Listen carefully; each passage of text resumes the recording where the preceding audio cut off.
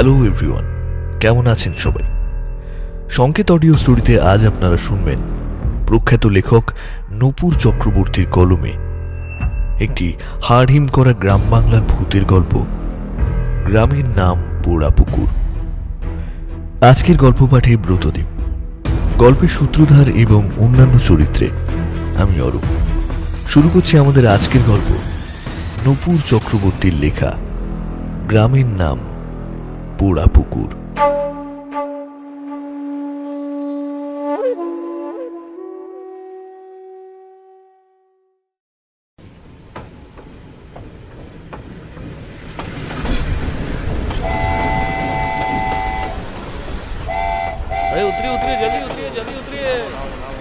ধর্মপুরে উঠে বসলাম। অবশ্য চোখ খোলার পরে ঠিক কোথায় আছি সেটা বুঝতে কিছুটা সময় লাগে। কিছু জিজ্ঞেস করার আগেই লোকগুলো দরজা খুলে সুটকেস সহ আমাকে প্রায় ধাক্কা দিয়ে ট্রেন থেকে নামিয়ে দিল। ট্রেনটা বোধহয় আমার নেমে যাওয়ার অপেক্ষাতেই ছিল।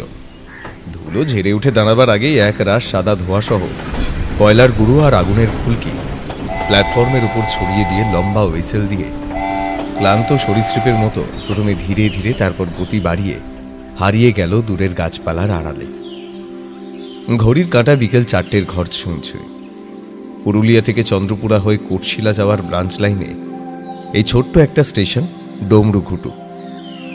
তবে লালমাটির ঢিবি আর তার উপরে পলেস্তরা খসা ইটের ঘরের গায়ে তোবড়ানো রং চটে যাওয়া সাইনবোর্ডে স্টেশনের নামটা লেখা না থাকলে আদৌ এটা স্টেশন কিনা বোঝা অত্যন্ত দুরূহ। সময়টা বৈশাখের শুরু হলেও দিন কয়েক ধরে চলা ঝড় বৃষ্টির ফলেই বোধহয় রার বাংলার সেই চামড়া জ্বালানো গরমটা এখনো নিজের দাপট দেখিয়ে উঠতে পারেনি। গতকাল রাতে হাওড়া থেকে ট্রেনে চেপেছিলাম। আজ ভোরে পুরুলিয়া পৌঁছে আবার এই কোটশিলা যাওয়ার প্যাসেঞ্জার ট্রেনে উঠেছি। একে তো ট্রেনে আমার রাতে ঘুম হয় না, তার উপরে ব্রাঞ্চ লাইনের গাড়িটা সারা রাস্তা ছোটার থেকে বেশি দাঁড়াতে আর নানা রকমের যাত্রীর সঙ্গে নানা রকমের মালপত্র নিয়ে গন্তব্যে পৌঁছানোর সময়টা দুপুর থেকে বিকেলে এনে ফেলেছে। ফলে মাথার দুপাশটা টনটন করছিল বেশ। এই সময়টা একটু চা পেলে মন্দ হতো না, কিন্তু পাশে যত দূর চোখ গেল তত দূর ধুধু প্রান্তর, আর মাঝে মাঝে হঠাৎ করে গজিয়ে ওঠা ঝোপঝাড় ছাড়া আর তেমন কিছুই নজরে পড়ল না। পোড়াপুকুর গ্রামটা এখান থেকে আরো মাইল 4 দূরে। চিঠিতে লেখা ছিল প্ল্যাটফর্মে লোক থাকবে আমাকে নেওয়ার জন্য, কিন্তু পরিস্থিতি দেখে তেমন ভরসা পেলাম না। আসলে আমার নাম অনুকূল গড়াই, নিতান্তই ছা পোষা অকৃতদার একজন বাঙালি ভদ্রলোক। তবে গরিবের ঘোড়া রোগ হলে যা হয় আর কি, 10টা 5টার কেরানিগিরিতে বাঁধা জীবনের মধ্যে লেখার ভূত মাথায় চেপে বসল। গোটা কয়েক গল্প ছাপার অক্ষরে প্রকাশিত হয়ে নেশাটা আরও বেড়ে গেল।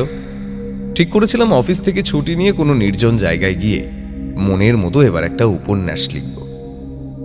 অফিসের ক্যান্টিনে কথাটা তুলতেই পোড়াপুকুর আসার প্রস্তাবটা এসেছিল নিবারণ চাটুর্যের থেকে। এই গ্রামে নাকি ভদ্রলোকের পরিচিত একঘর যজমান আছে, যেতে চাইলেই তিনি মোটামুটি একটা ব্যবস্থা করে দিতে পারেন। এমন সময় আমার চিন্তা ভাবনা যুক্তির জাল ছিন্ন করে একখানে এক্সপ্রেস ট্রেন লাল ধুলো উড়িয়ে প্রবল শব্দে মুচকি হেসে স্টেশনটাকে কটাক্ষ করে চলে গেল। আর তারপরেই সেই ইটের ঘর থেকে কালো কোট পরা এক বৃদ্ধ হন্তদন্ত হয়ে বেরিয়ে এসে জীর্ণ সবুজ পতাকাটা অদৃশ্য হয়ে যাওয়া ট্রেনের দিকে বার কয়েক নেড়ে আবার ঘরে ঢুকে পড়লেন। এতক্ষণ পরে মানুষের চিহ্ন পেয়ে আমার ধরে একটু প্রাণ এলো। চটপট টিনের সুটকেসটা বগল দাবা করে দৌড় দিলাম ঘরের দিকে। বৃদ্ধ লোকটি তখন তক্তপোষে বসে সর্বশক্তি দিয়ে একটা কালো তোবড়ানো টিনের টিফিন কৌটোর এঁটে যাওয়া ঢাকনা খোলার চেষ্টা করছিলেন, আর সম্ভবত তিনি এই পাণ্ডববর্জিত জায়গায় কোনো আগন্তুককে আশা করেননি। তাই দরজার কাছে দাঁড়ানো মাত্রই আমাকে দেখে চমকে উঠলেন। ঘরের ভেতরে নোনা ধরা স্যাঁতস্যাঁতে দেওয়ালের জায়গায় জায়গায় বড় বড় ফাটলের চিহ্ন স্পষ্ট করে জানিয়ে দিচ্ছে আয়ু হয়তো আর বেশি দিন নেই দেওয়ালগুলোর। বৃদ্ধ কালো হয়ে যাওয়া লণ্ঠনটা আমার মুখের সামনে তুলে ধরে হ্যাঁসফ্যাঁসে গলায় বললেন, কে তুমি? এখানে কিভাবে এলে? লোকটার ঘোলাটে চোখগুলো দেখে বুকের ভেতরটা কেমন যেন ধক করে উঠল আমার। একটা ঢোক গিলে বললাম, মানে একটু আগে প্যাসেঞ্জার ট্রেনখানা থেকে নেমেছি, যাব পোড়াপুকুর। কি কি নাম বললে? পোড়াপুকুর, কৃষ্ণ আচার্যর বাড়ি। আর কোনো কথা না বলে বৃদ্ধ ঘরে ঢুকে লণ্ঠনটা যথাস্থানে রেখে পুনরায় টিফিন কৌটো খোলার কাজে মন দিলেন। আমি একটু ইতস্তত করে জিজ্ঞেস করলাম, আচ্ছা এখান থেকে যাওয়ার উপায়টা যদি একটু বলতেন। কিছুই তো তেমন দেখছি না আসলে। কিচ্ছু পাবে না, কিচ্ছু না। আগে যখন কিছু কিছু প্যাসেঞ্জার ট্রেন থামতো, তখন সকাল বিকেল গরুর গাড়ি থাকতো, কিন্তু এখন মোটে সকালে একটা গাড়ি শহরে যাওয়ার আর দুপুরে একটা গাড়ি ফেরার। কেউ ওঠে না, কেউ নামেও না এখানে। তাই গাড়িগুলো উধাও হয়েছে। হেঁটে তাও কতক্ষণ লাগবে? বৃদ্ধ আবার আমার মুখের দিকে কিছুক্ষণ চেয়ে রইলেন, তারপর বিড়বিড় করে বললেন, শহুরে বাবু ফড়ফড়ি খুব, হেঁটে যাবে। গায়ের রাস্তার কোনো ধারণা আছে? আজ পূর্ণিমা, আবার যাবে কোথায়? পোড়া পুকুর। শালা, সেই গ্রামের কে মানুষ আর কে? মানে? এইবার প্রায় খেঁকিয়ে উঠলেন বৃদ্ধ। সশব্দে টিফিন কৌটোটা নামিয়ে রেখে প্রায় মারমুখী হয়ে বললেন, তুমি বিদে হও তো এখন। যত সব, অত বক বক করার সময় নেই আমার। সন্ধে নামার আগে 8 ক্রোশ সাইকেল চালিয়ে গাঁয়ে ফিরতে হবে। সরকার বাহাদুর স্টেশনটা তুলে দিলে হাড় কখানা জুড়োয় আমার। ওই দেখো, আবার দাঁড়িয়ে রয়েছে। এক প্রকার ছিটকেই বেরিয়ে এলাম ঘর থেকে। বৃদ্ধ তখনও গজগজ করেই চলেছে। মরার বয়স হয়েছে, তাও বুড়োর গুমোরের অভাব নেই। ফেরার পথে পুরুলিয়া নেমে কমপ্লেন করতে হবে লোকটার নামে। সেই দুপুরে ট্রেনে সবরি কলা আর নারকেল নাড়ু খেয়েছিলাম। জঠরাগ্নির তাপে সেই খাবার কবেই পুড়ে ছাই হয়ে গিয়েছে। সুটকেসের ভেতরে অবশ্য মুরগি আছে, কিন্তু তার আগে ঘাম চটচটে হাত দুটো ধুতে হবে। একটু জলের যে ব্যবস্থা কোথায় পাই? এই যে এদিকে এদিকে এদিকে এদিকে আপনি তো অনুকূল গড়াই। হ্যাঁ, এবার আমার চমকানোর পালা। গলা শুনে নজর পড়ল স্টেশনের বাইরে ছোট্ট একটা মাটির ঢিবির উপরে, যেখানে দুটো খেজুর গাছ পরস্পরকে জড়িয়ে ধরে বেড়ে উঠেছে। ঠিক তার নিচেই দাঁড়িয়ে রয়েছে লোকটা। মাঝবয়সী, গায়ের রং তামাটে, পরনে চক্কর বক্কর হাল ফ্যাশনের শার্ট, ডোলা পায়জামা, মাথার পেছনের চুলগুলো জোর করে সামনে নিয়ে এসে টাক ঢাকার প্রবল ব্যর্থ চেষ্টা। লোকটা আবার ইশারা করতে আমি সাড়া দিলাম, হ্যাঁ। লোকটা এবার লাফ দিয়ে ঢিবি থেকে নেমে আমার সামনে এসে হলুদ শোক পড়া দাঁত বের করে বলল, একদম সরি স্যার, আমি 2 বার এসে ঘুরে গেছি, কিন্তু এবার বড্ড লেট হয়ে গেল যে। Welcome welcome, you are my servant sir. I am Gurupada Garai. আমি যে অনুকূল বুঝলে কি করে? আগে সে আর এমন কি কঠিন, এখানে ট্রেনের দাঁড়াতে হয় বলে দাঁড়ায়, নাহলে কে আর নামে? আর নেমেই বা কোথায় যাবে? তা গুরুপদ আমাদের গন্তব্যে যাওয়ার বাহন কি চরণযুগল? গুরুপদ জিভ কেটে বলল, না না স্যার, কলকাতা থেকে খবর পাওয়া মাত্র আপনার জন্য এখানে গাড়ি নিয়ে এসেছি। এখন চলুন দেখিনি, বেলা ফেরা এলো যে। কথাটা নেহাত মিথ্যে নয়। সামান্য কিছু খেয়ে যখন গুরুপদ নিয়ে আসা গরুর গাড়িটায় উঠে বসলাম, তখন পশ্চিমের আকাশে ধীরে ধীরে লাল আভা ছড়িয়ে পড়ছে।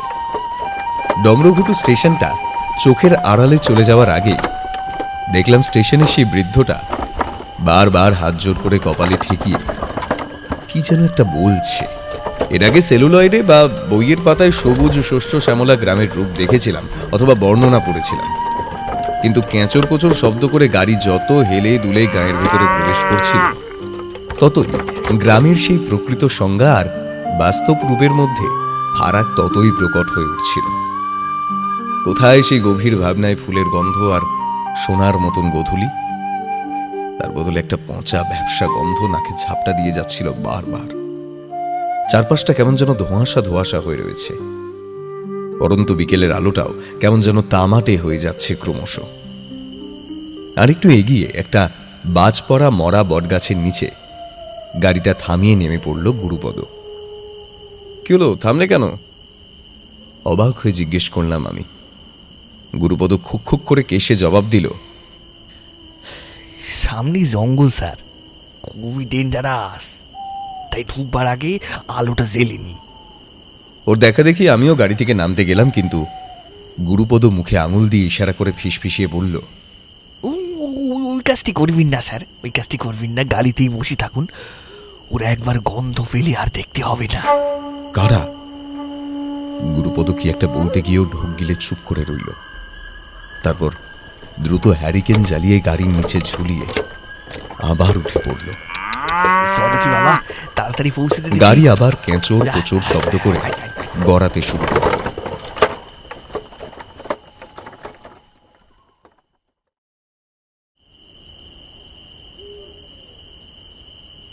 ঘুমটা ভেঙে গিয়েছিল ভোর রাতের দিকে খুট করে একটা আওয়াজে। ব্যাগে যা খাবার ছিল তাই দিয়ে রাতে কোনো রকমে চালিয়ে দিয়েছি। আসলে প্রায় একটা রাত পুরো জাগার পরে আবার এই বাড়ি অবধি আসার ধকল শরীর যথেষ্টই ক্লান্ত ছিল, ফলে বালিশে মাথা রাখতেই ঘুমে জড়িয়ে এসেছিল চোখ। এই পুরাপুকুর জায়গাটা বেশ অদ্ভুত রকমের। আসার পথে গুরুপদ যে ভয়ানক জঙ্গলের কথা বলেছিল, আদতে সেটা জঙ্গল নয়, পুরো একটা বসতি। কিন্তু বাড়িগুলো এতটাই জীর্ণ আর জঙ্গলি লতাপাতার ফাঁকে ঢাকা পড়ে গেছে, সেগুলোতে আর যেই হোক অন্তত কোনো মানুষ থাকতে পারে না। কিন্তু বাড়িগুলোর দিকে এক ঝলক দেখলেই একটা অন্য রকমের অনুভূতি তৈরি হবে। মনে হবে যেন সেখানে খানিক আগেও বোধহয় কারোর আনাগোনা ছিল। মেঠো পথে হঠাৎ করে অচেনা মানুষকে আসতে দেখে তারা সরে পড়েছে। কেষ্ট ঠাকুর অর্থাৎ কৃষ্ণকমল আচার্যর দোতলা বাড়িটাও বেশ ছিমছাম। আমাকে যে ঘরে থাকতে দেওয়া হয়েছে সেটিও যথেষ্ট বড় এবং মোটামুটি পরিষ্কার পরিচ্ছন্ন। একখানা তক্তপোষ, দেওয়ালে একখানা আয়না, ছোট আলনা, হাতল ভাঙা চেয়ার আর ঘুণে ধরা একখানা টেবিল। একজন মানুষের এতেই আরামে কাজ চলে যায়। এই ঘর থেকে পাশের ঘরে যাওয়ার একটা এক পাল্লার দরজা আছে, সেটা বাদ দিয়ে আশেপাশের অন্য ঘরগুলোর দরজা তালা বন্ধ। গুরুপদকে জিজ্ঞেস করে জানতে পারলাম কৃষ্ণকমলবাবু পরিবার নিয়ে হাওয়া বদল করতে দেওঘর গেছেন। তবে গুরুপদ কিছু না জানালেও এই বাড়ির ওপর তলায় যে আমার আরও একজন সঙ্গী রয়েছেন তা প্রথমে সদর দরজায় পা দিয়ে দোতলার বারান্দায় তাকে দাঁড়িয়ে থাকতে দেখে বুঝতে পেরেছিলাম। ভদ্রলোকটির বয়স আন্দাজ ৬০-৬৫ কম নয়। কপালে রসকলি আঁকা, চোখে চোখ পড়তেই মনে হলো তিনি ইশারায় কিছু বলতে চাইছিলেন, কিন্তু গুরুপদকে দেখে দ্রুত সরে গেলেন। এমন সময় আবার খুট করে আওয়াজ হলো। আমার চোখ পড়ল সামনের বড় জানালাটার দিকে। সেটার পাল্লা দুটো হাট করে খোলা, অথচ এখনো স্পষ্ট মনে আছে শোয়ার আগে জানালাটা বন্ধ করেই শুয়েছিলাম। বাইরে এমন কোনো ঝড় হচ্ছে না অথবা জোরে হাওয়া বইছে না যে শক্ত করে বাঁধা জানালাটা খুলে যাবে। তাহলে কি কেউ ঘরে ঢুকেছে? সর্বনাশ, চোর নাকি? কথাটা মনে হওয়া মাত্রই তক্তপোষের নিচে রাখা হ্যারিকেনের শিখাটা একটু উস্কে দিয়ে ঘরের চারপাশে চোখ বুলোলাম। না, কেউ তো নেই। তাছাড়া দরজাটাও তো ভেতর থেকে ছিটকিনি দেওয়া। হ্যারিকেনটা মেঝেতে নামিয়ে রেখে জানালাটা বন্ধ করার জন্য এগিয়ে যাব, ঠিক তখনই দৃশ্যটা দেখে বুকের ভেতরটা কেমন যেন ধরাস করে উঠল। একটা কালো মাথা ধীরে ধীরে জানালার নিচ থেকে উপরে উঠে আসছে। অন্ধকার মুখটা বুঝতে না পারলেও তার দৃষ্টি যে আমার চলাফেরার উপরই নিবদ্ধ, এটুকু বুঝতে অসুবিধা হয় না।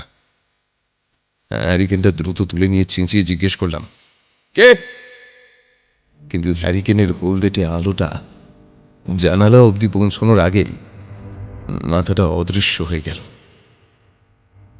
আকাশে গোল থালার মতন চাঁদ উঠেছে, জ্যোৎস্নায় ভেসে যাচ্ছে চারিদিক। সেই আলোয় বাইরে যত দূর দেখা যাচ্ছে তত দূর লোকজন তো বটেই, কোনো প্রাণীরই অস্তিত্ব নেই। মনে হলো অদৃশ্য কারোর আদেশে পোড়া পুকুরের রাত যেন বেশি নীরব।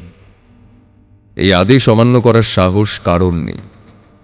তাই হয়তো মাঝে মাঝে ঝিঁঝি পোকার দল ক্ষণিকের জন্য নিজের অস্তিত্ব জানান দিয়েও আবার চুপচাপ হয়ে যাচ্ছে।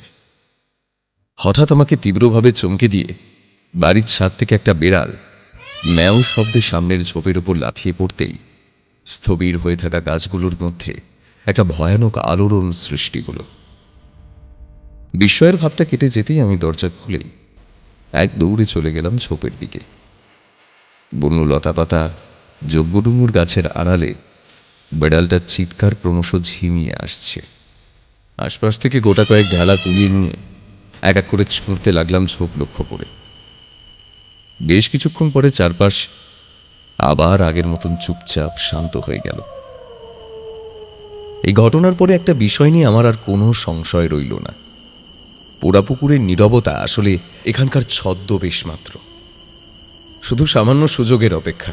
এই ছদ্মবেশী হিংস্র দাঁত নখ বের করে নিজের রূপ ধারণ করতে বেশি সময় নেবে না।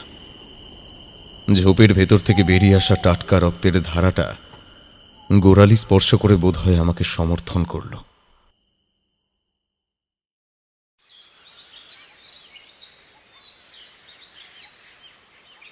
এই সর্বনাশ হয়ে গেল রে, পুরো ভিলান্ডার হয়ে গেল স্যার। ভোররাতের ঘটনাটার পর ঘরে ফিরে কখন যে ঘুমিয়ে পড়েছিলাম বুঝতেই পারিনি। ঘুম যখন ভাঙল, সকালের রোদ জানালা দিয়ে তক্তপোষের শেষ প্রান্ত ছুঁয়ে ফেলেছে। বোধহয় পর্যাপ্ত ঘুম না হওয়ার ফলেই তন্দ্রার ভাবটা তখনও আমার কাটেনি। তাই গুরুপদর ইনিয়ে বিনিয়ে কান্নাটা মনে হচ্ছিল লক্ষ যোজন দূর থেকে কানে এসে ঢুকছে। কিছুটা ধাতস্থ হয়ে খুলে রাখা ফতুয়াটা গায়ে চাপিয়ে চলে এলাম সদর দরজার কাছে। বাইরের রোয়াকে বিড়ালের মৃতদেহটাকে সামনে রেখে কপাল চাপতে চলেছে গুরুপদ। একটা মিশমিশে কালো ক্ষীণকায় ডিগডিগে লম্বা লোক গুরুপদর কানের কাছে কিসব যেন বিড়বিড় করে বলছে। আমার উপস্থিতি গুরুপদ আর সেই লোকটা তখন অব্দি টের পায়নি। হঠাৎ বিড়ালের মাথাবিহীন দেহটার উপর চোখ পড়তেই আমার চুল থেকে পায়ের নখ সব কেমন যেন শিরশির করে উঠল। ধবধবে সাদা রঙের উপর শুকনো জমাট বাঁধা রক্তের ছাপ, কিন্তু পেটের নিচটা কেউ যেন ছিঁড়ে ছিঁড়ে খেয়েছে। পেছনের পা দুটো পুরোপুরি চেরা, জায়গায় জায়গায় ঝুলে রয়েছে মাংস। আজ অব্দি কখনো কোনো প্রাণীকে মেরে এভাবে খেতে দেখিনি। পেটের ভেতর থেকে একটা তীব্র বমির ভাব গলা অব্দি উঠে এলো। গলা খাঁকারি দিয়ে জিজ্ঞেস করলাম, কি হয়েছে গুরুপদ? গুরুপদ প্রথমে কিছুটা চমকে উঠল, তারপর আমার পায়ের কাছে প্রায় আছড়ে পড়ে বলল, স্যার স্যার খুকু আর নেই স্যার, দানয় ওরে খেয়ে নিয়েছে। এই যে কর্তার স্বাদের বেড়াল ছিল গো, স্বাদের বেড়াল ছিল। দানো? এই বাড়িতে আসে, রাত বেরোতে বের হয়। এই বাড়ির উপরতলায় একটা বৃদ্ধ থাকে, তুমি তো তার কথা আমাকে বলনি। আরে ওটাই স্যার পাগলা দানো। ক্ষমতা স্যার, একেবারে ওর কাছে যাবেন না, শালা মার্ডার করে ছেড়ে দেবে। এদিকে বেষ্ট ওদিকে যায় পায় তাই খায়। খুলসির চড়ুই পাখি হোক আর টিকটিকি, শালা পাগল কি করে দে দরজা খুলে চলে আসে। এত শক্ত তড়ি দিয়ে বাঁধলাম কে জানে। আয় আয় রে, শালা দানোই খেয়েছে রে। সে কি, ওনাকে বেঁধে রাখো নাকি? এবার গুরুপদর বদলে অন্য একটা লোক মুখ খুলল। মানুষের যে এরকম খসখসে গলা হতে পারে ধারণাই ছিল না। বাবু মনে লয় এখানকার লয় না? না মানে আমি এখানে এসেছি কলকাতা থেকে। কলকাতা নামটা শুনে লোকটার কোটরে ঢুকে থাকা চোখ দুটো বড় বড় হয়ে গেল। সাপের মতো জিভটা বার করে সে বলল, কলকাতা? হ্যাঁ, তো কুতো মানুষ, কুতো গাড়ি, কুতো খাবার, তা সেখান থেকে এখানে মরতে এলেন কেন? আমি প্রায় বলেই ফেলছিলাম এখানে আসার উদ্দেশ্যটা, কিন্তু লোকটা অন্য কিছু ভেবে বসতে পারে এই ভয়ে আর কথা বাড়ালাম না। গুরুপদ গামছার খুঁত দিয়ে চোখ মুছতে মুছতে ততক্ষণে একটা বস্তা জোগাড় করে সযত্নে বেড়ালের দেহটা তাতে ভরে নিঃশব্দে ঝোপের ভেতর ঢুকে পড়ল। মাথাটা ধরে আছে। এখন একটু চা হলে মন্দ হতো না, তবে গতকাল আসার পথে যেটুকু মোটামুটি দেখেছি তাতেও নাগালের মধ্যে ওই গরম পানীয়টি পাওয়া খুব একটা সহজসাধ্য ব্যাপার নয়। গ্রামের বাইরে কোথাও হাট বাজার বসে কিনা সেটা লোকটার থেকে একবার জেনে নিলে ভালো হয়। দিন কয়েক থাকবো, কাঁচা বাজার অথবা মাছ টাচের ব্যবস্থাও করতে হবে। লোকটা কোমরে হাত দিয়ে গুরুপদর চলে যাওয়ার দিকে এক দৃষ্টিতে তাকিয়েছিল। জিজ্ঞেস করলাম, এই যে তোমার নাম কি? লোকটা মাথা চুলকে জবাব দিল, আগে বুদ্ধ। তাই বোধ এখানে কাছাকাছি কোথাও বাজার আছে বলতে পারো? কিছু কেনাকাটা করার ছিল। বোধ ফ্যাঁচ ফ্যাঁচ করে হেসে লিকলিকে আঙুল দিয়ে ঘাসে প্রায় ঢাকা পড়ে যাওয়া সরু রাস্তাটার দিকে ইশারা করে বলল, এই রাস্তা খতম হলেই বাজারটা মিলবে বাবু, তবে একবার বেরুলে চিনে আসতে পারবেন নি, আর না চিনলে ফিরতি ফিরতি রাত হবে, আর রাত নামা মানেই মনে মনে একটু হেসে নিলাম। এ পাগল বলে কি? একখানা ধুধু প্রান্তর, সর্বসাকুল্যে কয়েক ঘর মানুষের বসবাস, গাড়ি ঘোড়া তো নেই, কলকাতার মতো নলিকলির অত কচকচানিও নেই। আমি নাকি চিনতে পারবো না? হুস, এমনিতেই আমাকে অফিসে ফোনে ডাইরেক্টরি বলে ডাকে, একবার যে রাস্তা দিয়ে যাই সেটা আর ভুলি না। ও নিয়ে তোমাকে ভাবতে হবে না বোধ। ভালো কথা, এখানে চোর ছেচর নেই তো? একবার আকাশের দিকে আর একবার ডুমুর ঝোপের দিকে তাকিয়ে বোধ অত্যন্ত সুকৌশলে আমার প্রশ্নটাকে এড়িয়ে গিয়ে গম্ভীর গলায় বলল, মানুষ থাকলে তবেই তো লোভ আসবে বাবু, আর এখানে শুধু ক্ষুধা আর ক্ষুধা, পেট চোরা শুধু আগুন। একটু আগে লোকটার কথাবার্তায় হাসি পেলেও এখন কেমন যেন করুণা হলো। হাড় ঝিরঝিরে শরীরটার দিকে এক ঝলক তাকিয়ে বললাম, আজ দুপুরে খেতে এসো, আমি গুরুপদকে বলে রাখবো। এখন যাই, বুঝলে, বাজারটাকে সেরে আসি। ভগবান আপনার মঙ্গল করুন। কথাটা বলেই বোধ সেই সরু রাস্তাটা দিয়েই ধীরে ধীরে চলে গেল। আমি গুরুপদর জন্য আরো বেশ কিছুক্ষণ অপেক্ষা করলাম। তারপর ওর ফিরে আসার কোনো লক্ষণ না দেখে বিরক্ত হয়ে ঘরে ঢুকে ছাতাটা নিয়ে বেরিয়ে পড়লাম বাজারের উদ্দেশ্যে। মানুষ ভাবে এক, কিন্তু অলক্ষ্যে সৃষ্টিকর্তা বোধহয় অন্য কিছু সাজিয়ে রাখেন। বোধ রাস্তা চিনে ফিরে আসতে পারবো কিনা কথাটা শুনে তখন মজা পেলেও এখন মনে হচ্ছে লোকটা কথাটা নেহাত খারাপ বলেনি। ঘটনাটা ঘটেছিল বাজারে ঢোকার মুখে চায়ের দোকানের সামনে। পোড়াপুকুর থেকে বাজারের দূরত্ব হাঁটা পথে প্রায় ঘন্টাখানেক। তখন ঝোঁকের বসে চলে গেলেও গোলটা বাঁধল ফেরার পথে। সারা জীবনে কখনো একটানা এতটা হাঁটার অভ্যেস নেই, তাই বাজারটা সেরে রোদটা পড়ে যাওয়ার অপেক্ষায় একটু জিরিয়ে নিচ্ছিলাম একটা ঝাঁকড়া বটগাছের নিচে। কখন যে চোখটা লেগে এসেছিল বুঝতেই পারিনি। চটকটা ভাঙল কপালে ঠান্ডা জলের ফোঁটার স্পর্শ পেয়ে। সময় তখন দুপুর গড়িয়ে বিকেলে গিয়ে ঠেকেছে। একটু আগেও যে আকাশে রোদ ঝলমল করছিল, এখন সেখানে দাপাদাপি করছে ঘন কালো মেঘেদের দল।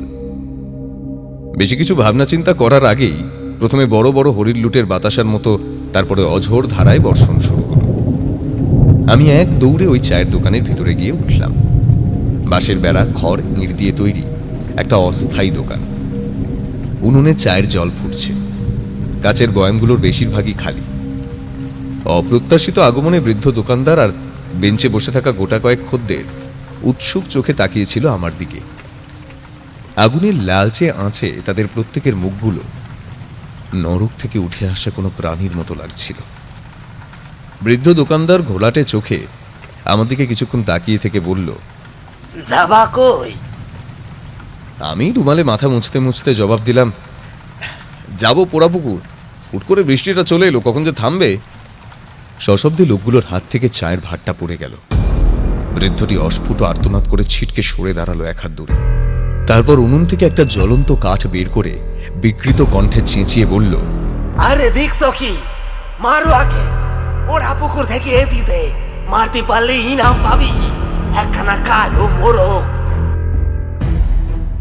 এবার বেঞ্চে বসে থাকা লোকগুলো যন্ত্রচালিত পুতুলের মতো ধীরে ধীরে এগিয়ে আসতে শুরু করলো আমার দিকে। কি কারণে লোকগুলো পোড়াপুকুরের নাম শুনে ওরকম ভাবে পাল্টে গেল ঠিক বোধগম্য হলো না। মৃত্যুকে সামনাসামনি দেখে আমি তখনও বুঝে উঠতে পারছিলাম না এই মুহূর্তে ঠিক কি করা উচিত। হঠাৎ আমার ষষ্ঠেন্দ্রিয় অতি সক্রিয় হয়ে উঠল। কেউ যেন ক্রমাগত মাথার ভেতরে ধাক্কা দিয়ে বলতে লাগলো, পালাও অনুকূল, পালাও পালাও। বৃষ্টিতে অচেনা মেঠো রাস্তার অন্ধকারে দ্রুত দৌড়ানো এক প্রকার অসম্ভব। তবুও পেছনে দা কুড়ুল মশাল হাতে ছুটে আসা উন্মত্ত জনতার সঙ্গে নিজের দূরত্বটা প্রাণপণে বাড়িয়ে যাওয়ার চেষ্টা করছিলাম। একসময় মনে হচ্ছিল প্রবল চাপে আমার হৃৎপিণ্ডটা ফেটে যাবে। দম বন্ধ হয়ে আসছিল। কতক্ষণ ওভাবে দৌড়েছি খেয়াল নেই। কাদামাখা রাস্তায় ঊর্ধ্বশ্বাসে দৌড়তে দৌড়তে যখন একটা কাঁটা ঝোপের উপর হুমড়ি খেয়ে পড়ে পেছন দিকে চাইলাম, তখন দেখি সেই ভিড়টা নেই। কিন্তু তখনও দুজন লোক লাঠি হাতে জঙ্গলের লতা পাতাগুলোয় ক্রমাগত আঘাত করতে করতে আমার দিকে এগিয়ে আসছে। এতক্ষণ যে বৃষ্টিটা একা একা পৃথিবীর তৃষ্ণার্ত বুকের পিপাসা মিটিয়ে চলছিল, এবার তার সঙ্গে দোসর হলো ঝড়। সেই ঝড়ের প্রাবল্য এতটাই যে ঝোপের মাঝে মাঝে বড় গাছগুলো প্রায় নুয়ে পড়ছিল মাটির সঙ্গে। শোঁ শোঁ করে শব্দ করে যেন একসঙ্গে অনেক দামাল হাতি পিষে দিয়ে যাচ্ছে পুরো জঙ্গলটাকে। এই দুর্যোগ, ঘন অন্ধকার আর অদূরে ওই লোক দুটো, এসবের মাঝখানে এখানে বসে থাকা বিপজ্জনক। কিন্তু যাবোটাই বা কোথায়? চারপাশের দৃশ্যগুলো এখন প্রায় একই রকম লাগছে। মনে হচ্ছে সেই একই ঝোপঝাড়, লতানো কাঁটা গাছের সেই একই জঙ্গল যেন আমার চারপাশে ঘুরে বেড়াচ্ছে। ঠিক এমন সময় আকাশ ফালা ফালা করে বিদ্যুৎ চমকে উঠল।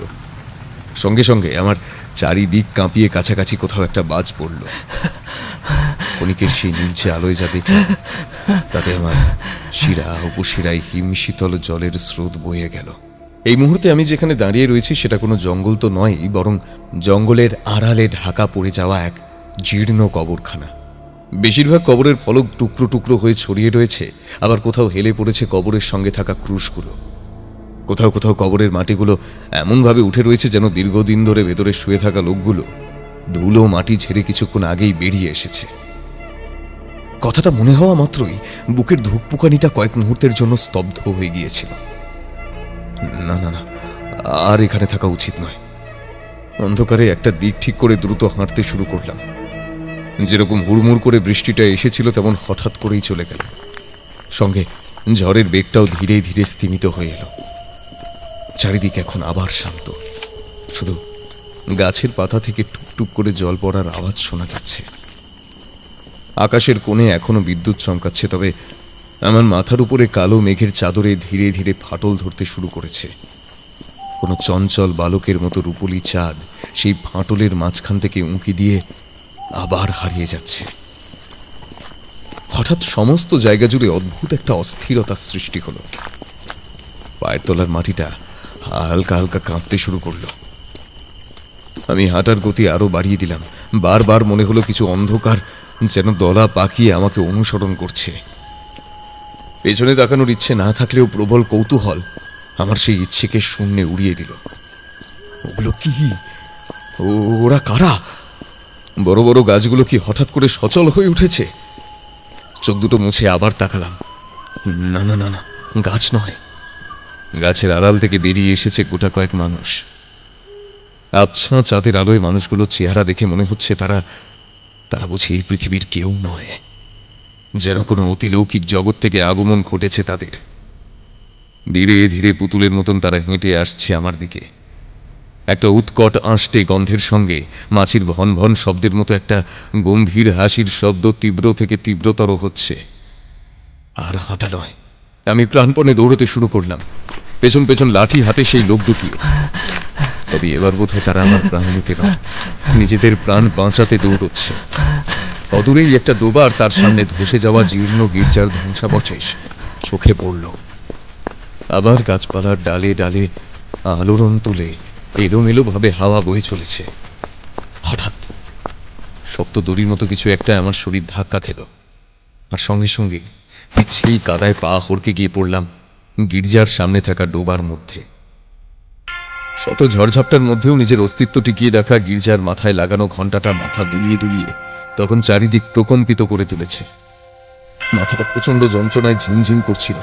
চেতনা সম্পূর্ণ লোপ পাওয়ার আগে শুধু এটুকু দেখতে পেলাম, আমার সঙ্গে ছুটে আসা লোক দুটো আর নেই। তার বদলে শুধু লাঠিগুলো গড়াগড়ি খাচ্ছে মাটিতে।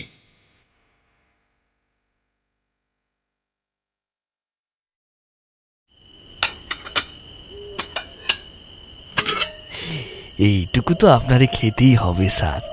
এখানকার বুনো মোরগের পাতলা ঝোল একটু খেয়ে দেখুন স্যার, গায়ে তকুত হবে। আমার special request sir, you are my servant sir. Gurupada লোকটা ঠিকঠাক ইংরেজি বলতে না পারলেও শব্দগুলো কোথায় প্রয়োগ করতে হবে তা অবশ্য জানে। অজ্ঞান হয়ে যাওয়ার পরে ওই গির্জার ওখান থেকে কখন কিভাবে এই ঘরে এসে পৌঁছেছি বুঝতেই পারিনি। ঘড়ির কাঁটা বলছে রাত এখন 10:30 বাজে। অবশ্য জ্ঞান ফিরেছে খানিক আগে। কোনো রকমে উঠে বসার চেষ্টা করতেই কোমরটা টনটন করে উঠল। কুনুয়ের কাজটাও জ্বালা করছিল খুব। গুরুপদ বাটিটা নামিয়ে রেখে প্রায় জোর করে আমাকে শুইয়ে দিয়ে বলল, আপনারে যে কি করে এনেছি হংস সাহেবের গির্জার সামনে থেকে, তা একমাত্র দাঁড়াও দাঁড়াও, কি বললে? হংস সাহেব মানে? সে ছিল এক কেরিস্তান সাহেব। লন্ডন না আন্ডারল্যান্ড এই কোত্থেকে জানে সে বাসা বেঁধেছিল, তারই তৈরি ওই গির্জাখানা। কবে এসেছিল? গুরুপদ কথাটা শুনে কিছুক্ষণ চুপ করে রইল। তারপর আমার কানের কাছে ফিসফিস করে বলল, সে অনেককাল আগের কথা স্যার। একদিন দুপুরে পুরনো কবরখানার সামনে পড়ে থাকতে দেখেছিল গায়ের লোকজন। কি ভয়ানক চেহারা, লম্বা লম্বা চুল, হাকুস ময়লা দাঁত, মুখে ভান ভান করছে মাসি। ছ্যা, ছ্যা, ছ্যা, ছ্যা। তবে পরে লোককে সবাই মানত। আশ্চর্য ক্ষমতা ছিল। কিরকম ক্ষমতা? রোগ সারাতে পারত, অনেক বড় বড় রোগ। দূর দূরান্ত থেকে প্রচুর লোক আসতো ওর কাছে। মনে হয় মাথার ব্যামো ট্যামো ছিল। রাতের বেলায় ওই কবরখানায় বসে একা একা কথা বলতো কার সাথে। একদিন দারোগাবাবু দলবল সহ এলো ওই গায়ে। তার মুখে শুনলুম হংস সাহেব নাকি এই ফেরারি আসামি, খুন করে শহর থেকে পেলিয়ে এসেছে এখানে। কোমরে দড়ি বেঁধে টানতে টানতে থানায় নিয়ে গেল বটে, কিন্তু কিন্তু কিন্তু কি? সেদিন রাতে থানায় কেমন করে যেন আগুন লেগে যায়, আর তাতেই সব কটা মরি আংড়া হয়ে গেল। পরদিন সকালে হংস সাহেবকে আবার দেখা গেল কবরখানায় মাথা নিচু করে বসে আছে। হ্যাঁ, গুরুপদর হংস সাহেব, যে পার্কস্ট্রিটের বহুল আলোচিত দুই অ্যাংলো ইন্ডিয়ান দম্পতিকে পুড়িয়ে মারার ঘটনায় প্রধান অভিযুক্ত জুয়ারি মাইকেল হ্যান্স, তাহার বুঝতে অসুবিধা হয় না। সত্যি ঘটনাটা কি নৃশংস ছিল। সারা শহর জুড়ে কিছুদিন হইচই হয়েছিল। কোনো মানুষের পক্ষে ওভাবে অন্য 4টে মানুষকে ধারালো অস্ত্রের সাহায্যে কেটে টুকরো করে আগুনে পোড়ানো, জাস্ট হরিবল। স্যার অনেক রাত হলো, এবার খেয়ে নিন দেখি। গুরুপদ উঠে যাওয়ার সময় খেয়াল করলাম সে গতকাল থেকে একই পোশাক পরে রয়েছে। তবে মাংসের ঝোল থেকে সুগন্ধটা বেশ ভালোই উঠছিল। মাংসের টুকরো থেকে একটুখানি ছিঁড়ে 1 চামচ ঝোলে ডুবিয়ে মুখের ভেতর চালান করে দিলাম। আহা, কি অপূর্ব স্বাদ!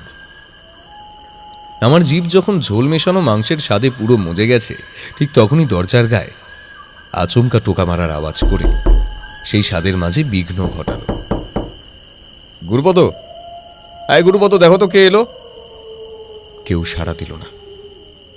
দরজায় করাঘাতের জোর ক্রমশ বেড়েই চলেছে। গলার স্বরটা বেশ কিছুটা উঁচুতে তুলে জিজ্ঞেস করলাম, আরে দাঁড়াও হয়ে, অত তাড়াহুড়ো করার কি আছে, আসছি। কে তুমি? কোনো মতে খোঁড়াতে খোঁড়াতে গিয়ে খুলে দিলাম ছিটকিনিটা। একটা দমকা বাতাস পচা গন্ধ নিয়ে ঘরে এসে ঢুকল। বাইরে চারিদিক খাঁ খাঁ করছে। কেউ কি ঠাট্টা করলো নাকি আমি ভুল শুনলাম? আশা করি এত রাতে নির্জন গায়ে ঠাট্টা করতে কেউ আসবে না। মনের ভুল আমার। দরজাটা বন্ধ করে পেছন ফিরতেই চমকে উঠলাম। গুরুপদ কখন যেন নিঃশব্দে বিছানায় আমার বালিশের কাছে এসে বসে রয়েছে। ঠোঁটের কোণে একটা অদৃশ্য হাসি ফুটে উঠেই মিলিয়ে গেল। স্যার, এটা কিন্তু কলকাতা শহর নয়, এটা পোড়া পুকুর। রাত বিরেতে দরজায় কেউ টোকা মারলে হুট করে খুলে দেবেন না। আজ আবার পূর্ণিমার দ্বিতীয় দিন। যারা দরজায় টোকা মারছে তারা মানুষ হতে পারে, আবার নাও হতে পারে। ওরা যদি একবার আপনারই বাগে পায় তাহলে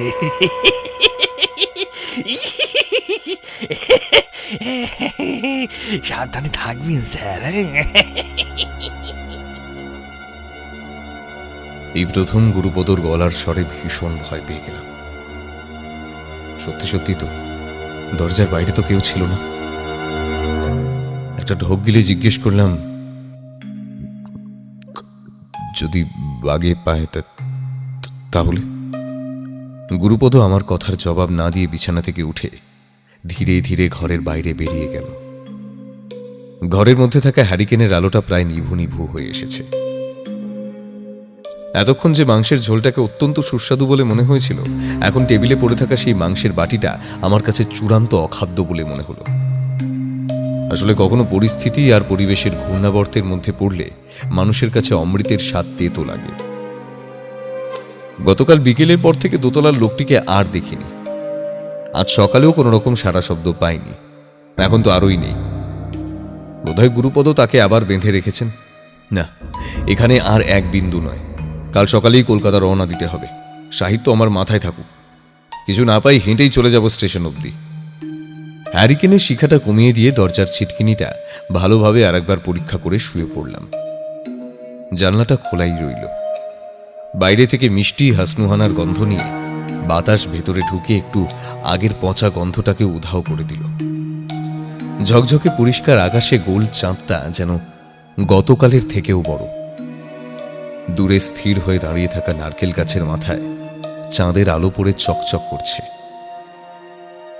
দেখতে মনে হচ্ছে কেউ খানিক আগেই সেগুলোর মাথায় গলানো রূপো ঢেলে দিয়ে গেছে। হঠাৎ একটা দৃশ্য দেখে বুকের ভেতরটা ধরাস করে উঠল। দুটো মানুষ উঠছে না গাছের গা বেয়ে? ঘুম থেকে উঠে জানালার সামনে এসে দাঁড়ালাম। হ্যাঁ, সত্যি তো, দুটো মানুষ গাছের গা বেয়ে উঠে যাচ্ছে সোজা ওপরের দিকে। তবে তারা ঠিক স্বাভাবিকভাবে উঠছে না, তারা উঠছে উল্টো হয়ে। এবার দুজন নয়, আরো বেশ কয়েকজনকে দেখা গেল ওইভাবে গাছে উঠতে। আর বেশি কিছু ভাববার নেই। একটা কথা পরিষ্কার, হয় আমি পাগল হয়ে যাচ্ছি, না হলে এই গ্রামের প্রায় লোক পাগল। জানলাটা বন্ধ করে মাত্র কয়েক ঘন্টা কাটিয়ে দিতে হবে নিঃশব্দে। তারপর ভোরের আলো ফুটলেই আমি আর নেই। যাওয়ার আগে 100টা টাকা রেখে যাব গুরুপদর জন্য। বেচারা লোকটা আমার জন্য অনেক খেটেছে। জয় নিতাই, একটু জল ঘুমবো না করেও কখন যে দুচোখ ঘুমের ভারে জড়িয়ে এসেছিল বুঝতেই পারিনি। পেয়েছে। গলাটা শুনে প্রথমে ভেবেছিলাম কলকাতায় নিজের ঘরে শুয়ে রয়েছে, হয়তো রোজকার মতন মধুবষ্টম ভিক্ষে চাইতে এসেছে। কিন্তু চোখ খুলতেই ঘুম ভাঙল। বাবা, একটু জল দেবে? আবার সেই মোলায়েম কণ্ঠ। দরজাটা খুলতে মন চাইলেও গুরুপদর কথাগুলো স্মরণ করে আবার নিজেকে সংবরণ করলাম। আমায় জল দেওয়ার মতো স্পষ্ট বুঝতে পারলাম দরজার ওপাশে থাকা সেই কণ্ঠস্বরের অধিকারী এবার কাঁদছে। আর সহ্য করতে পারলাম না, উঠে গিয়ে দরজাটা খুলে দিলাম। আর তারপরেই সভয় পিছিয়ে এলাম কয়েক হাত। এই মুহূর্তে আমার দরজায় দাঁড়িয়ে রয়েছেন সেই কৌতূহল উদ্রেককারী দোতলার বৃদ্ধটি। পরনে পরিচ্ছন্ন পোশাক, কিন্তু কোথায় কি? শান্ত সৌম্য চেহারায় পাগলামির তো কোনো লক্ষণ নেই, বরঞ্চ দু চোখে অসহায়তার ছাপ স্পষ্ট। তবু সাবধানের মান নেই। যথাসম্ভব নিরাপদ দূরত্ব বজায় রেখে বললাম, আপনি আপনি দোতলা থেকে নামলেন কিভাবে? আগে একটু জল খাওয়া বাবা, বলছি, সব বলছি। বিছানার নিচে জলের কুঁজো ছিল। সেখান থেকে এক ঘটি জল নিয়ে বৃদ্ধ লোকটিকে দিতে গিয়ে দেখি তিনি অবলীলায় ঘরের ভেতরে ঢুকে আমার বিছানায় বসে পা দোলাচ্ছেন। চারিদিকে ছড়িয়ে ছিটিয়ে থাকা জিনিসপত্রগুলোর দিকে তাকিয়ে একটা দীর্ঘশ্বাস ফেলে বৃদ্ধ বললেন, সময় আর বেশি নেই, বাড়ি ছেড়ে পালাও বাবা, বিপদ আসন্ন। অনেকবার চেষ্টা করেছি কথাটা বলার, কিন্তু গুরুপদর জন্য বলতে পারিনি। এবার আর বুঝতে অসুবিধা রইল না। ভদ্রলোক মোটেই পাগল টাগল নন, তিনি পুরোপুরি সুস্থ। তাকে কোনো অজ্ঞাত কারণে পাগল সাজিয়ে রাখা হয়েছে। আমি জলের ঘটিটা এগিয়ে দিয়ে জিজ্ঞেস করলাম, ঠিক কি বিপদ? বৃদ্ধ লোকটা জলের ঘটিটা হাতে নিয়ে বসে রইলেন, চুমুক পর্যন্ত দিলেন না। খোলা দরজার দিকে এক ঝলক তাকিয়ে অন্যমনস্কভাবে বললেন, বেশিক্ষণ তোমার সাথে কথা বলার সুযোগ পাবো না, আর কিছুক্ষণ পরেই ওরা আমাকে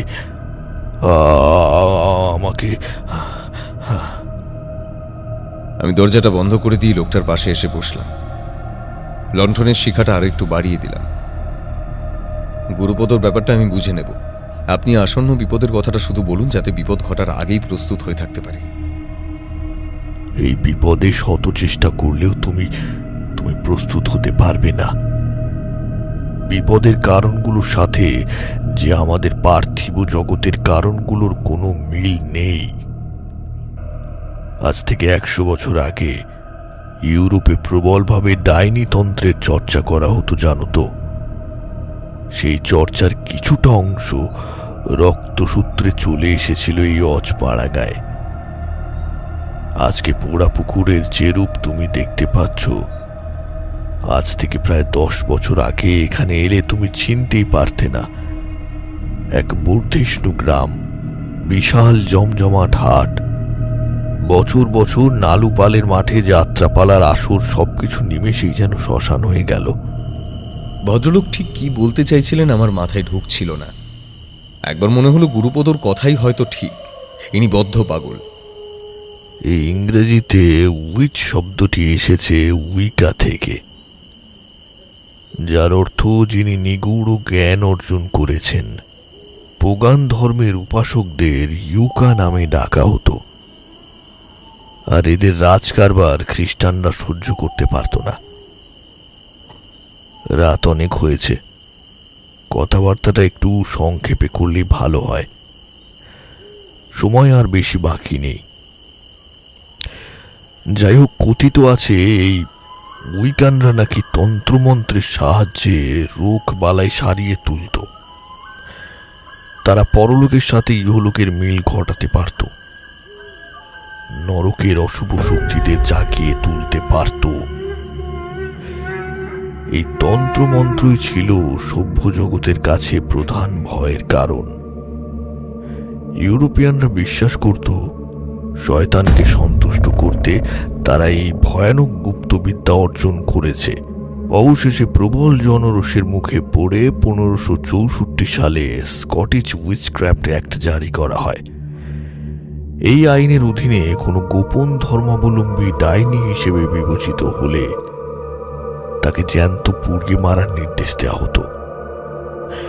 এইরকম কোনো এক অক্টোবরের সকালে এক নির্জন দ্বীপে সকালে বিচারকদের আদেশে 5 মহিলাকে ঝুলিয়ে পুড়িয়ে দেওয়া হয়েছিল, কিন্তু তাদের মধ্যে একজন ছিল অন্তঃসত্ত্বা।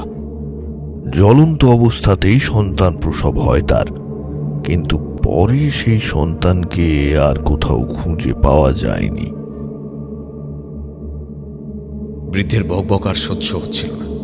মানুষ চেনার বিদ্যায় আমি একেবারে কানা। একজন বদ্ধ পাগল রাতে ঘরে এসে উল্টোপাল্টা বলে যাচ্ছে। মনে হলো এবার বোধহয় আমিই পাগল হয়ে যাব। গলা ধাক্কা দিয়ে বের করার মতো ক্ষমতা আমার নেই, তাই উঠে গিয়ে দরজাটা খুলে দিয়ে বোঝাতে চাইলাম যে এবার আপনি আসতে পারেন। কিন্তু কি আশ্চর্য, লোকটা তো উঠলই না, উল্টে আরো জাঁকিয়ে বসলো।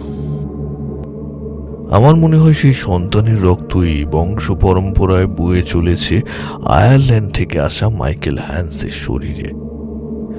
আমি খোঁজ নিয়ে জেনেছি হান্সের পূর্বপুরুষরা স্কটল্যান্ড থেকে পালাতক পোগান ধর্মাবলম্বীদের একজন ছিল, যাদের পরিবারের কাউকে না কাউকে ডাইনি অপবাদে ওই দ্বীপে হত্যা করা হয়েছিল। প্রথম চুপচাপ থাকলেও সবকিছু জানাজানি হতেই আয়ারল্যান্ডের খ্রিস্টান সম্প্রদায় তাদের পরিবারকে এক ঘরে করে রেখেছিল, যার জন্য বাধ্য হয়ে ভারতে পালিয়ে আসতে হয় তাকে। এখানে এসেও অবশ্য তার রক্তধারা শতবর্ষ ধরে বয়ে চলা গুপ্তবিদ্যা চর্চার নেশা যায়নি।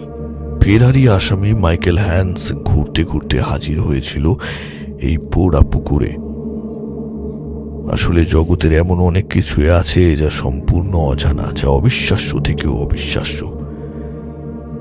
এই মাটির উপরে এবং নিচে আমাদের পরিচিত জীবন লোকের পাশাপাশি অবস্থান করে চলেছে আরো কিছু অদৃশ্য জীবন লোক। মাঝে মাঝে সময়ের কালক্ষেপে বা কোনো অতিলৌকিক দুর্ঘটনায় অথবা কোনো মনুষ্যকৃত ভুলে সেই জীবলোকের সাথে আমাদের সরাসরি যোগসূত্র স্থাপন হয়ে যায়। খুলে যায় সেই অচেনা অজানা জগতের প্রবেশ পথ। সেই পথ পৃথিবীর যে কোনো প্রান্তে জল, মাটি অথবা বায়ু যে কোনো মাধ্যমে তৈরি হতে পারে। গ্রামের শেষ প্রান্তে পুরনো কবরখানার ডোবায় সেই প্রবেশ পথের সন্ধান পেয়েছিল হান্স। প্রতি পূর্ণিমায় সেই অদৃশ্য পথ থেকে উঠে আসতে চাইতো নরকের শয়তানরা। উঠে আসার জন্য দরকার ছিল কিছু শরীর, যার যোগান দিত এই হান্স। সে মরে গেলেও নরকের শয়তানরা আজও আছে, আজও প্রবেশ পথের মুখ বন্ধ হয়নি। আজও যতক্ষণ চাঁদের আলো থাকে পৃথিবীতে, ততক্ষণ সেই পোড়া পুকুর হয়ে ওঠে রক্ত মাংস পিপাসুদের চারণভূমি। এখানকার বাসিন্দারা হয়ে ওঠে এক একটা খুনি হায়না। একবার যদি ভুল করে তাদের মাঝখানে গিয়ে পড়ো,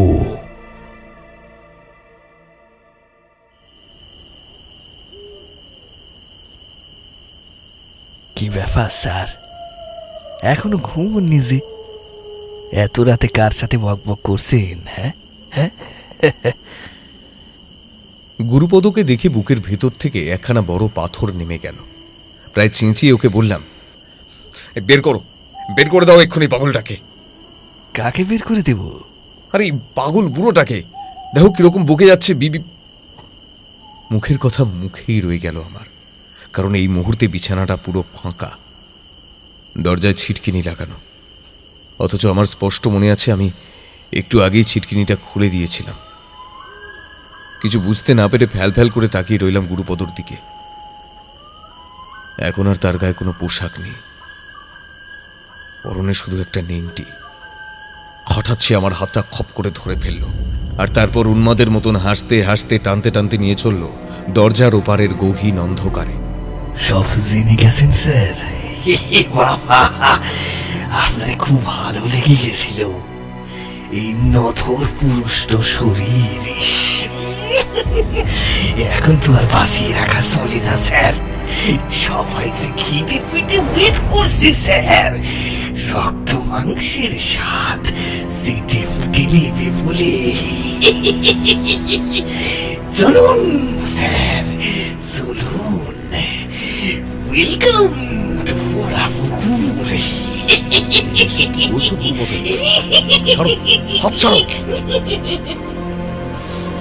আমি সর্বশক্তি দিয়ে নিজেকে যত ছাড়ানোর চেষ্টা করি, ততই গুরুপদর হাত লোহার মতন শক্ত হয়ে এঁটে বসে। অন্ধকারে ঠিক কোথায় চলেছি জানি না, শুধু বুঝতে পারছি আমি আর আমার মধ্যে নেই। আমার সব সত্তা ইচ্ছে না থাকলেও অনুসরণ করে চলেছে গুরুপদকে। স্যাঁতস্যাঁতে দেওয়াল বেয়ে টুপটাপ জল পড়ার আওয়াজ। একবার কাঁচের কোনো জিনিসের সঙ্গে ধাক্কা খেয়ে উল্টে পড়লাম এই এবড়ো খেবড়ো মেঝেতে। সেই অবস্থাতেই টেনে হিঁচড়ে আমাকে নিয়ে চলেছে গুরুপদ। সমস্ত শরীর ক্ষত বিক্ষত হয়ে যাচ্ছে আমার। একটু পরেই বোধহয় সিঁড়ি শুরু হলো, কারণ আমরা এখন আস্তে আস্তে উপরে উঠতে শুরু করেছি। আন্দাজ মিনিট দুয়েকের মধ্যেই আমার শরীরটা প্রায় আছড়ে পড়লো একটা প্রশস্ত ছাদের মেঝেতে। কিন্তু তখনও অবাক হওয়ার বাকি ছিল। চাঁদটা এখন আকাশের মাঝামাঝি। এই জ্যোৎস্না আলোকিত রাতে ছাদে পড়ে রয়েছে দুটো নগ্ন দেহ। দেহটাকে ঘিরে রয়েছে আরো দুইজন। ওই দেহ দুটোকে আমি চিনি। ওরাই সন্ধ্যাবেলা আমাকে অনুসরণ করছিল হাট থেকে। দেহগুলো থেকে মাংস ছিঁড়ে ছিঁড়ে খাচ্ছে ঘিরে বসে থাকা লোক দুটো। তাদের একজন একটা দেহ থেকে টেনে ছিঁড়ে নিল ডান হাতটা, তারপর সেটাকে পাটকাঠির মতন ভেঙে দুটুকরো করে চিবোতে লাগলো। হাড় চেবানোর মটমট শব্দগুলো কানে এসে বিঁধছিল তীরের মতো। প্রত্যেক মানুষের সহ্য করার সীমা রয়েছে, আমি সেই সীমার শেষ প্রান্তটুকু অতিক্রম করে ফেলেছি। চারপাশটা সমুদ্রের ঢেউয়ের মতো দুলছিল, তবে আমাকে সজাগ থাকতেই হবে। চেতনা হারিয়ে ফেললেই মৃত্যু। কেউ যেন আমার ভেতর থেকে বলে উঠল, এই সুযোগ হারিয়ে ফেলো না, একবার হলেও নিজে বাঁচার চেষ্টা করো, অনুকূল সাহস হারিও না। মুহূর্তের মধ্যেই একটা আসরিক শক্তি আমার মধ্যে ভর করল। গুরুপদকে সজোরে ধাক্কা মেরে ছুটে গেলাম জ্যোৎস্নার মধ্যে হা করে থাকা এক টুকরো অন্ধকারের দিকে। তারপরেই আন্দাজে দেওয়াল হাতড়ে নামতে শুরু করলাম সিঁড়ি দিয়ে। কিছুক্ষণ পরেই পেছল সিঁড়িতে টাল সামলাতে না পেরে সোজা পড়ে গেলাম নিচে। অন্ধকার যেন এখানে আরো গভীর। এক হাত দূরের জিনিসও দেখা যাচ্ছে না। পেছনে পায়ের আওয়াজ পাওয়া যাচ্ছে, একজনের নয় বেশ কয়েকজনের। উত্তপ্ত মরুভূমিতে তৃষ্ণার্ত পথিক যেমন মরীচিকার মায়ায় ঘুরে ঘুরে মরে, ঠিক তেমনি আমিও এক বিন্দু আলোর জন্য উদ্ভ্রান্তের মতন ছুটে বেড়াচ্ছি। হঠাৎ নজরে পড়লো আমার থেকে বেশ কিছুটা দূরে একটা আলো দুলছে। ক্রমশ স্পষ্ট থেকে স্পষ্টতর হয়ে উঠছে আলোটা। আমাকে অনুসরণ করা পায়ের আওয়াজ এবার খুব কাছ থেকে শোনা যাচ্ছে। যে করেই হোক ওই আলোর কাছে পৌঁছতেই হবে। কিন্তু আমি যত ছুটছি মনে হচ্ছে আলোটা আমার থেকে আরো দূরে সরে যাচ্ছে। এভাবে ওই আলোর পেছনে কতক্ষণ ছুটেছি খেয়াল নেই। ছুটতে ছুটতেই বুঝতে পারলাম আমার চারপাশের দেওয়াল কখন যেন উধাও হয়ে গেছে। ফিরে এসেছে সেই জঙ্গল, মেঠো রাস্তা, ঝোপঝাড়। এখন আর আমি একা নই, আমার সঙ্গে বেশ কয়েকটা অচেনা মানুষের শরীর ছুটছে। তাদের সংখ্যা আরো বাড়ছে, কিন্তু তাদের ছায়াগুলো মানুষের নয়। তবে ছায়াগুলো যে কিসের, আদৌ সেই ছায়াগুলো এই পার্থিব জগতের কিনা তাও জানি না। রাস্তাটা আমার কাছে পরিচিত হয়ে উঠছে ধীরে ধীরে। ওই যে সেই মরা বটগাছটা যেখানে আগের দিন গাড়ি থেকে নামতে চেয়েছিলাম আমি। আর একটু এগোতেই সভ্য জগতের প্রতীক হয়ে রেলের সিগন্যাল পোস্টগুলো ধরা দিল। এতক্ষণ ছোটার ফলে আমার হৃৎপিণ্ডটা ছিঁড়ে আসতে চাইছিল শরীর থেকে, কিন্তু নতুন করে প্রাণ ফিরে পাওয়ার উৎসাহ আমার শক্তিকে আরো দ্বিগুণ করে দিল। একটা ট্রেন দাঁড়িয়ে রয়েছে অর্ধেক প্ল্যাটফর্ম ছাড়িয়ে, বোধহয় সিগন্যাল পাইনি। ট্রেনের জানালায় জানালায় আলোর ঝলকানি, কৌতূহলী মানুষের উঁকি ঝুঁকি। ওদিকে দোদুল্যমান আলোর বিন্দুটা প্ল্যাটফর্মের উপর উঠে স্থির হয়ে গেছে। বেশ ভারিত চোখে চেয়ে দেখলাম আলোর বিন্দুর উৎসটা আসলে একটা হ্যারিকেন। আর হ্যারিকেনটা নিয়ে দাঁড়িয়ে রয়েছেন সেই বৃদ্ধ ভদ্রলোক। মুখে তার প্রশান্তির হাসি, অন্য হাতে বরাভয় মুদ্র। আমি কি বলবো স্থির করতে পারলাম না। অদৃশ্য কেউ যেন সপাটে আমার গালে চড় মারল। আমি ক্ষমা করবেন, আমি আপনাকে ঠিক। হাতে সময় খুব কম বাবা। এই মৃত পৃথিবী থেকে ফিরে যাও প্রাণ চঞ্চল জগতে। যাও ফিরে যাও। আপনি যাবেন না? বৃদ্ধ লোকটি মৃদু কণ্ঠে বললেন। আমার ফেরার পথ অনেক আগেই বন্ধ হয়ে গেছে বাবা। এখন আমি শুধু চেষ্টা করি তোমাদের মতো কেউ ভুল করে পোড়া পুকুরে এলে তাকে বাঁচানোর। যে বাড়িতে দুরাত কাটানোর চেষ্টা করলে আমি সেই বাড়ির মালিক কৃষ্ণ কমল আচার্য। অনেক আগেই গুরুপদর হাতে ইতিহাস হয়ে গেছি। ঠিক এমন সময় ঘটাং করে সিগন্যাল হওয়ার একটা শব্দ, আর তারপরেই ইঞ্জিনের তীব্র হুইসেল। একটা হ্যাঁচকা ঝাঁকুনির সঙ্গে সঙ্গে সম্মুখ গতিতে গড়াতে শুরু করল লৌহ শকটের ধাতব চাকা। আমি হাত নাড়লাম বৃদ্ধ ভদ্রলোকের উদ্দেশ্যে, কিন্তু ততক্ষণে আমার চোখের সামনে তার শরীরটা একটু একটু করে কর্পূরের মতো উবে গেছে পৃথিবীর মুখ থেকে।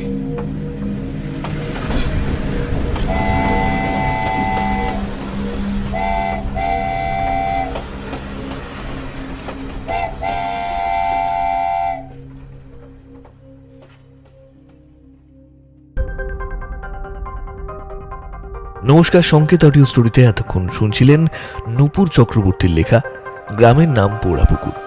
গল্পটি কেমন লাগলো অবশ্যই আমাদের জানাতে ভুলবেন না। আর আপনি যদি আমাদের চ্যানেলে আজ নতুন হয়ে থাকেন তাহলে অবশ্যই সাবস্ক্রাইব করতে ভুলবেন না আমাদের চ্যানেল সংকেত অডিও স্টোরিজ। এরপর অন্য একদিন অন্য এক সময় আমরা অন্য একটি গল্প এনে হাজির হব। ততক্ষণ পর্যন্ত সকলকে জানাই অসংখ্য ধন্যবাদ।